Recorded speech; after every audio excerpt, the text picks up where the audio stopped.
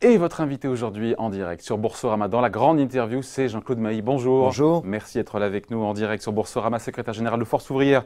Vous avez suivi, j'imagine, avec attention hier cette première manifestation contre les ordonnances Pénicaud visant à réformer le Code du travail.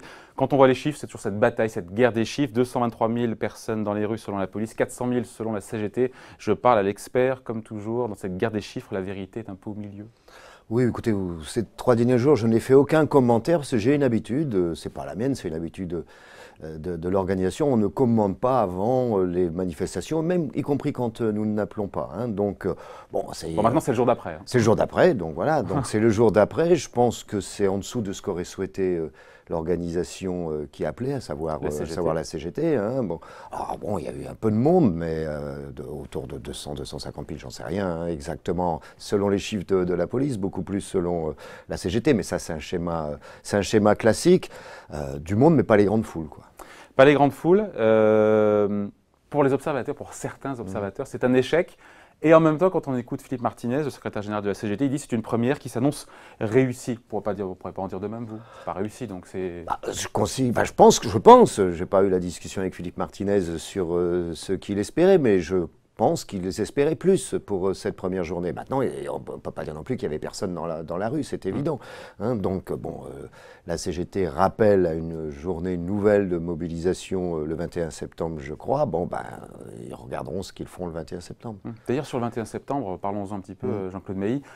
Il y avait jusqu'à aujourd'hui un aller, on ne savait pas trop ce qu'allait faire FO, participer ou pas à ce deuxième round de mobilisation. Est-ce que c'est acté chez vous, vous y serez, vous n'y serez pas? Écoutez, vous savez que Force ouvrière est une organisation où la liberté et l'indépendance, ce n'est pas un vain mot. Hein. Il y a eu hier des militants de FO qui étaient, dans l'action. Bon, il faut savoir aussi qu'on s'est rencontrés, les secrétaires généraux et présidents, les 5, à 3 reprises depuis le mois de juin.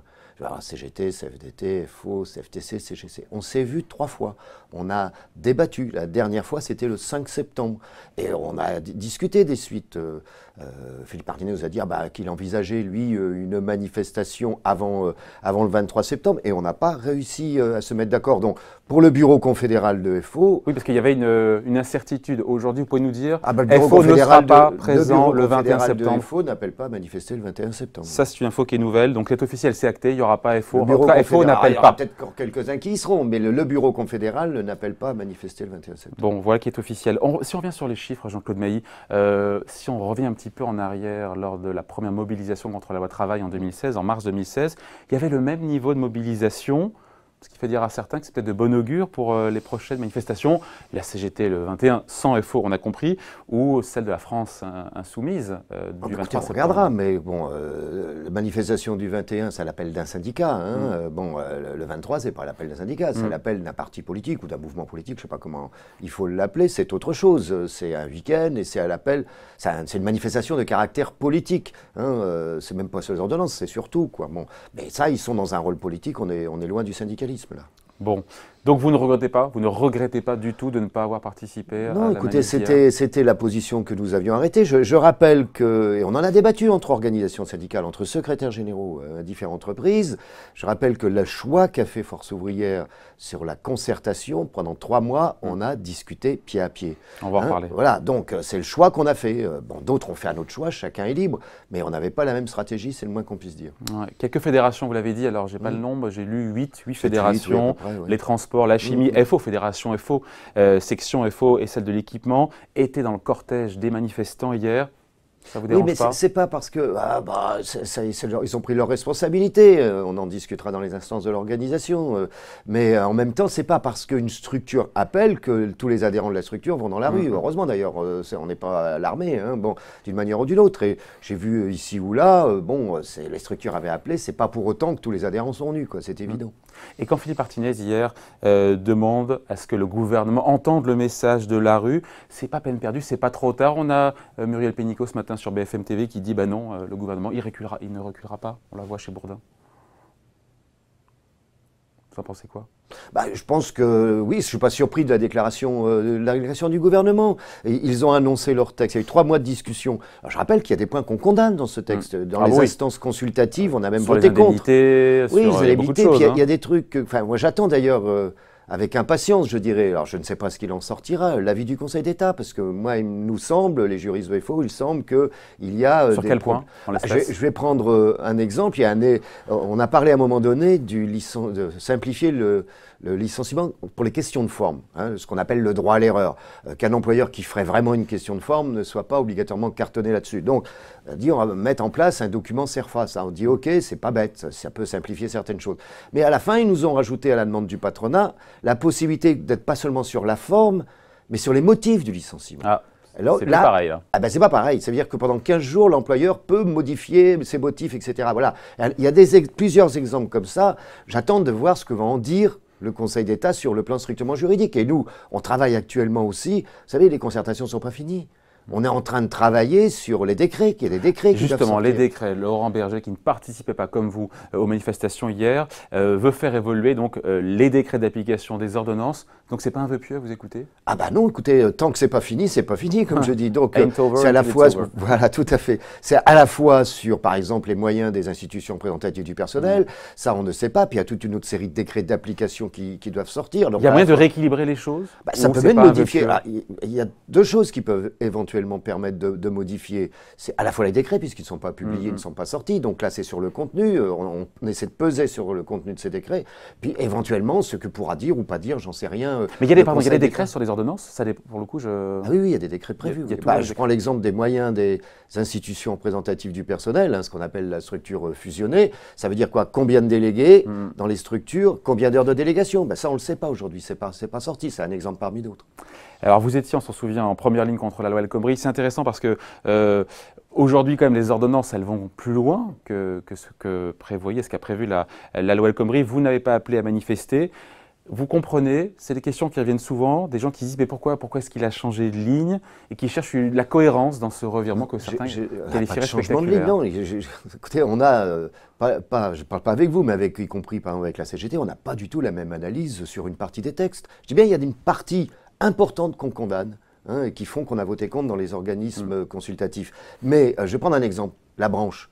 Certains disent, ah bah oui, c'est la poursuite de la loi El Khomri. Je suis désolé. C'est une des concessions que vous avez obtenues. Bah oui, vous pouvez le dire. Oui, on a beaucoup poussé là-dessus dès le départ de la concertation. J'ai même dit à l'époque au gouvernement, si on va arrêter la concertation si ça bouge pas. Bon.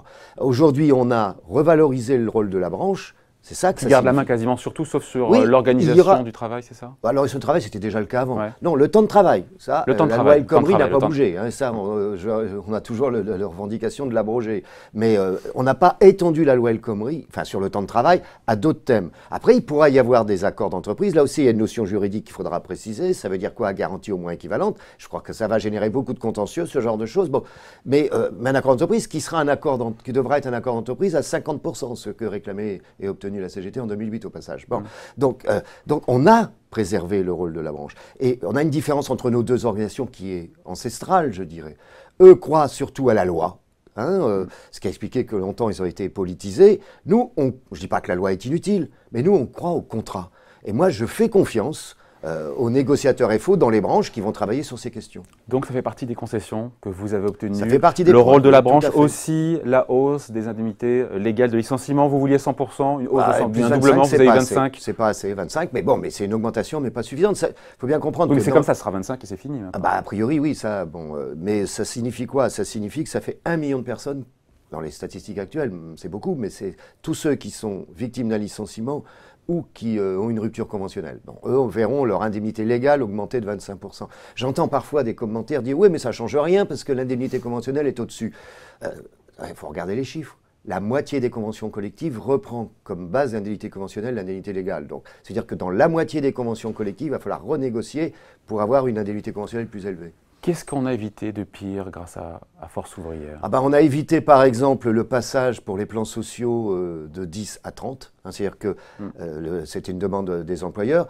Éviter que la négociation se fasse sans organisation syndicale jusqu'à 300 salariés. On a obtenu le statu quo sur cette question-là. Ça veut dire qu'à partir de 50 salariés, ce sont bien les organisations et non pas un délégué du personnel?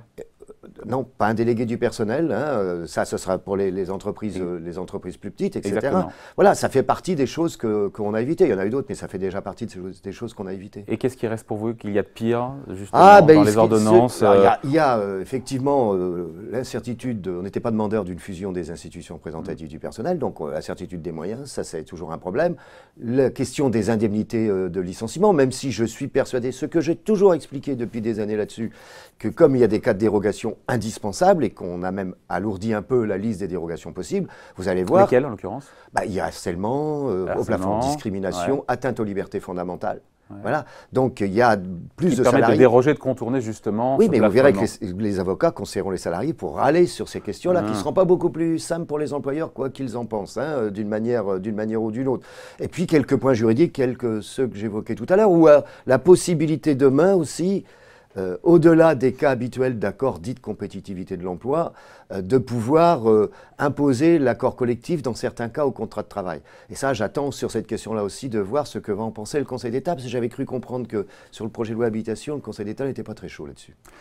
Ces ordonnances ne sont pas la case du code du travail, ça ce sont vos déclarations, mais malgré tout, ça reste une régression sociale pour vous. Il y a des éléments de régression sociale importants, oui. Non, quand je dis c'est pas la case du code du travail, enfin, le code du travail disparaît pas. Je rappelle que dans le code du travail, il y a plein de trucs avec lesquels on n'est pas d'accord non plus. Hein. Donc, le modèle en tant que tel reste. Alors, il y a des remises en cause, c'est clair, qu'on n'accepte pas, mais c'est pas un coup d'état social, quoi. Il faut arrêter, quoi. Bon. Et vous croyez en ces effets? Alors on dit qu'à moyen long terme, évidemment, ça permettra d'embaucher plus, mais qu'à court terme, ça pourrait entraîner plus de licenciements. On peut ne pas l'exclure, parce que là, c'est un des points qu'on conteste. Il pourra, dans certains cas, être plus facile ou plus rapide de licencier. Il y a peut-être des employeurs qui en profiteront. Ça n'est pas exclu. De la même manière. Mais qui pourra embaucher plus facilement en CDI aussi. On verra. Donc, c'est toujours les effets à court terme. Vous savez, moi, je pense que l'emploi, ça ne vient pas de là. Hein. Ça vient surtout de l'activité économique et du carnet de commandes. C'est ça qui guide les créations d'emplois. Hein, de la même manière que les accords dans les entreprises à 50%, on risque d'avoir une chute, au moins dans une première période, du nombre d'accords signés. C'est beaucoup plus dur de trouver un accord avec des syndicats qui représentent 50% que 30%. Bien sûr. Les prochains combats, ils vont vite arriver aussi. Oui. Pour FO et pour les syndicats, la réforme de l'assurance chômage, beaucoup de modifications à venir, et aussi la formation professionnelle. On dit que vous réservez vos forces pour justement pour ces deux échéances-là, avec des lignes rouges qui sont très claires aussi, on l'a bien compris. Oui, qui sont d'ailleurs pour une fois, vous savez que la première fois on s'était vu... Vous réservez pour ces combats-là? Si nécessaire, oui, je ne sais pas, si ça se passe bien, ça se passe bien, si ça se passe mal, ça se passe mal, mais des lignes rouges, on parle de lignes rouges, la première fois qu'on s'est vu les 5 secrétaires généraux, on avait dressé des lignes rouges pour le Code du travail aussi. Donc oui, là les 5 confédérations et les 3 organisations patronales souhaitent conserver une responsabilité, fixation des cotisations et des prestations pour le système d'assurance chômage des salariés. Donc ça, c'est une position et on a demandé à être reçu par les pouvoirs publics cette question. On n'a pas de date encore, mais les négociations... Il y a un risque de baisse des pensions parce qu'il y a quand même l'ouverture du droit aux allocations chômage pour les indépendants, pour celles qui va payer? Qui va payer? La question pour les démissionnaires. Oui, démissionnaires et les indépendants. La question, c'est est-ce qu'on a enveloppe constante et est-ce que pour financer ces nouveaux droits, est-ce qu'on ne va pas, et je lis un peu dans votre cerveau, c'est ça l'idée, c'est qu'on n'irait pas rogner un peu les allocations des chômeurs, c'est ça? Oui, comment on va financer? Le risque, il est là. Les indépendants disent, nous, on n'a pas les moyens de payer, donc il y a un coût, la démissionnaire, c'est un autre coût également, qui va payer? Ça, on ne sait pas pour le moment. Et si ça se traduit par, je ne sais pas moi, mise en place de la dégressivité ou réduction du droit des chômeurs ou obligation de prendre n'importe quel emploi au bout de 2 fois, ça passera pas. Bon, ça existe déjà dans la loi, mais ce n'est pas appliqué, ça. Oui, ça existe, mais je pense que on va avoir une vision technocratique de penser que ça puisse s'appliquer comme ça. Bon, puis le risque, c'est ce que les partenaires sociaux souhaitent, c'est conserver, continuer à fixer les cotisations de prestations et les prestations d'assurance chômage. Si l'État reprend la main, c'est dans la base, c'est ce qui a été défendu par le candidat Macron pendant la campagne. Oui, mais bon... ligne rouge pour vous aussi, ça. Oui, ça c'est une ligne rouge, on n'en a pas rediscuté. On pourrait vous voir dans la rue justement là-dessus? Je ne l'exclus pas, ça dépend de ce qu'il se fera. Vous savez, on est pragmatique aussi, hein. On a nos positions, notre cap, après on regarde les choses. Bon, on verra si le gouvernement a évolué ou pas sur cette question, à voir dans les semaines à venir, ça va être rapide. Bon, la seule certitude pour l'instant, c'est qu'on ne verra pas FO, en tout cas on ne verra pas Jean-Claude Mailly le 21 septembre, ça y est, c'est officiel, donc dans la rue pour la deuxième manifestation, à l'appel notamment de la CGT. Merci d'avoir été notre invité, Jean-Claude Mailly, secrétaire général de Force ouvrière. Au revoir. Au revoir.